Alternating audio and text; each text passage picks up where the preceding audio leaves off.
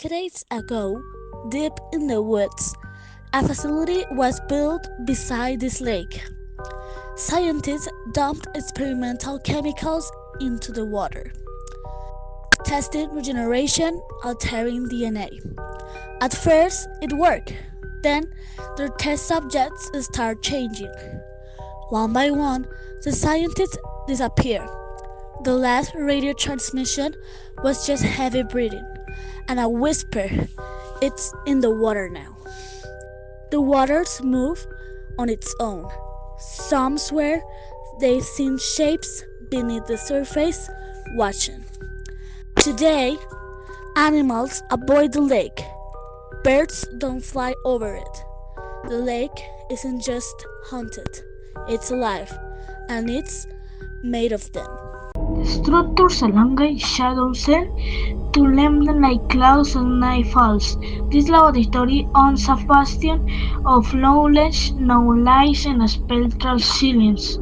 The concretures converting pits and cracks whisper tales of forbidden experiments. The treat air smells of dust and something else, something stale, and if the spray still permeates its walls. In the dim light that filters through the cracks, figures seem to move in the reflection of broken glass. No one enters here without sensing an invincible presence, an echo of those who once toiled in the darkness and never left. The strange water bubbles occasionally as if something beneath it still breathes a bitter, metallic stench permeates the air, burning your throat with every inhalation.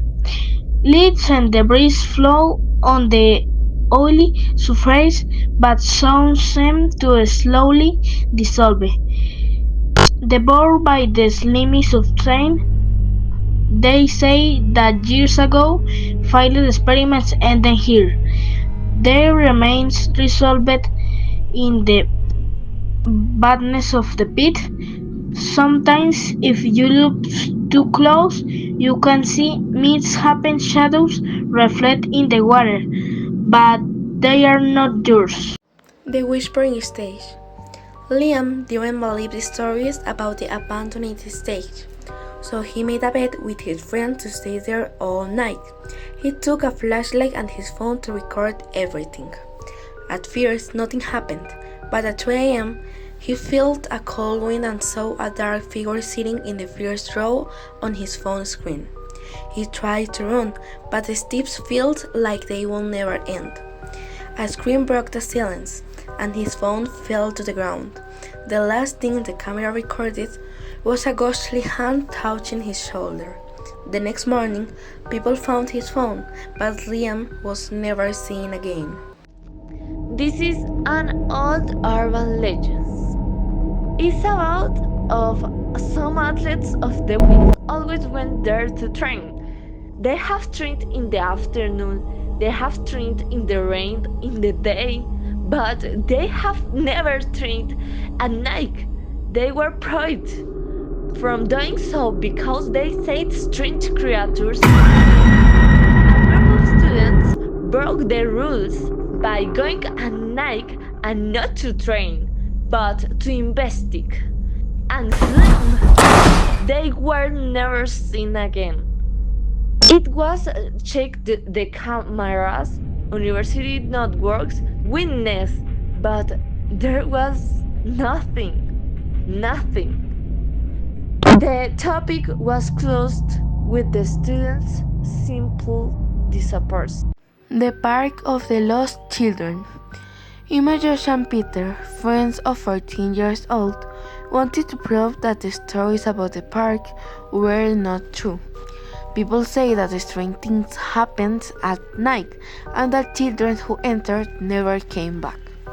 At 9 o'clock, they climbed over the fence with a flashlight and a ball. They played on the ramps, lurking, until Emma noticed something strange. Their shadows didn't move like them.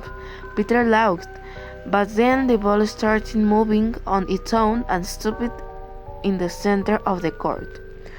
Josh went to get it, but he felt something holding his legs. They heard a children's laugh, but no one was there. They ran to the exit, looked, and behind them, small figures that were not humans. The next morning, the park was empty. Only the ball was there, and nobody ever entered at night again.